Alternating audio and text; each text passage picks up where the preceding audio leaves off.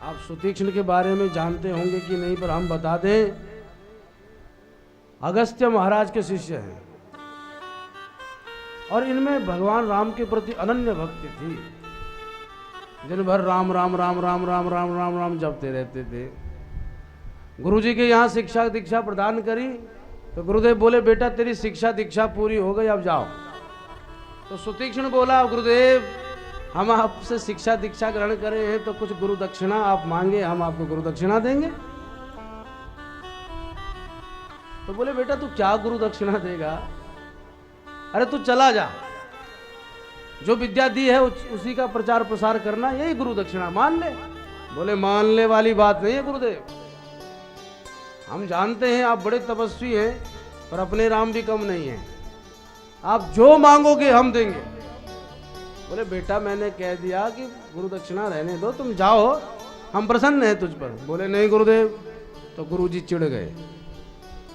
और कई बार जब चेला पीछे पड़ जाते, गुरुदेव भी चिढ़ जाते, पीछे ही पड़ गया हाथ धो के। तो झल्ला के बोले, अगस्त्य महाराज तेरे को इतनी ही गुरु दक्षिणा देनी है तो जा भगवान को लेके आ। अब भगवान कोई क्या खेत में उगते हैं जो उठा करके लेके आ जाओ? तो सुतीक्ष्ण भी बोला, गुरुदेव आपने मांगी भगवान की गुरु दक्षिणा है, तो जब तक भगवान को लेके नहीं आऊंगा मैं वापस भी नहीं आऊंगा। तब से महाराज सुतीक्ष्ण एक स्थान पर बैठ करके प्रभु का ही नाम स्मरण कर रहा था। राम जी को देखा तो तत्क्षण हाथ पकड़ के बोले, चलो हमारे गुरुदेव के पास। बोले, कहाँ ले जा रहे हो? बोले, हमने वचन दिया था गुरुदेव को कि भगवान को लेके आएंगे। ये पहला शास्त्र में विरोधात्मक उदाहरण है। वैसे तो गुरुजी ही किसी भक्त को भगवान से मिलाते हैं, पर यह विरोधात्मक उदाहरण है जिसमें भक्त ने गुरुजी को भगवान से मिलाया है। जैसे सुतीक्ष्ण राम जी को लेकर के आए और इतने में शिष्यों ने अगस्त्य महाराज को सूचना दी, महाराज महाराज महाराज गजब हो गया। क्या? बोले, वो सुतीक्ष्ण है ना? हाँ।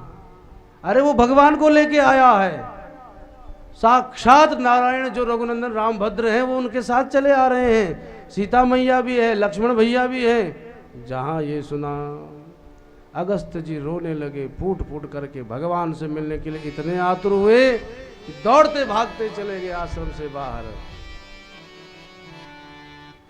सुनत अगस्ती तुरत उठी धाये, सुनत अगस्ती तुरत उठ धाये, सुनत अगस्त तुरत उठी धाये, सुनत अगस्त तुरत उठ धाये। हरि बिलो की लोचन जल छाए, हरि बिलो की लोचन जल छाए। पुनि करी बहु प्रकार हरि पूजा, पुनि करी बहु प्रकार हरि पूजा। मौसम भाग्यवंत नहीं दूजा, मौसम भाग्यवंत नहीं दूजा, मौसम भाग्यवंत नहीं दूजा, मौसम नारायण को अपने द्वार पर देख करके सुतीक्ष्ण को गले से चिपका लिया। बेटा शिष्य हो तो तेरे जैसा, गुरु तो गुरु होते हैं, पर तू तो मेरा गुरु निकल पड़ा। आज साक्षात हरि को लेके आया है। यही है जो भगवान से जुड़े होते ना, गुरु जी भी उनके सम्मान में खड़े होते। जुड़ना चाहिए। अगस्त्य जी ने जो प्रभु की बांकी झांकी को देखा, देखते निहाल हो गए, नेत्रों में अश्रुओं की धारा बहने लगी। तत्क्षण शिष्यों से कहा, भगवान की पूजा के लिए जल लेके आओ, पाद प्रक्षालित करे, हाथ धुलाए, भोजन पवाए, माला पहनाई, पान दबाए, भगवान की खूब सेवा करने लगे और बोले, प्रभु मेरे समान भाग्यवंत कोई नहीं। सुतीक्ष्ण जैसा शिष्य और आप साक्षात चले आए, मेरे समान कौन भाग्यवंत हो सकता है? भगवान भी देखते रह गए अगस्त्य महाराज की वाणी को सुन करके उनके मुखमंडल पर। अचानक भगवान बोले, गुरुदेव आप हमारी पूजा क्यों कर रहे हो? अरे आप ऋषि मुनि तो हमसे श्रेष्ठ हैं, हम तो आपकी शरण में आए हैं। पर अगस्त्य महाराज बोले, महाराज ये बातों को बनाना मत शुरू करो। अरे सबको मार्ग दिखाने वाले क्या हमारी शरण में आएंगे? आपकी चरण शरण में रहने वाले तो भव तरण कर लेते हैं, और आप हमारे यहाँ करके ये कह रहे हो कि आपकी चरण शरण में आए हैं। पर फिर भी भगवान बोले, अब गुरुदेव ऐसी कृपा करो, मुझे ऐसा मंत्र दो जिससे मैं सारे निश्चरों का वध कर दूं, ताकि जितने ऋषि मुनि हैं सब सुखी हो जाएं। बोले, प्रभु आपको क्या मंत्र दूं? अरे सारे वेद ही मंत्र ही आपके श्वास से निकले हैं, आपको मैं क्या मंत्र दूंगा?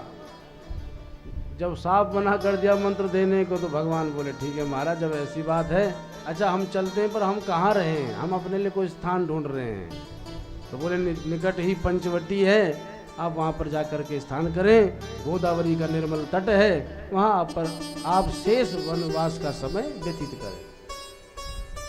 तब राम जी अगस्त्य महाराज को प्रणाम करके चले।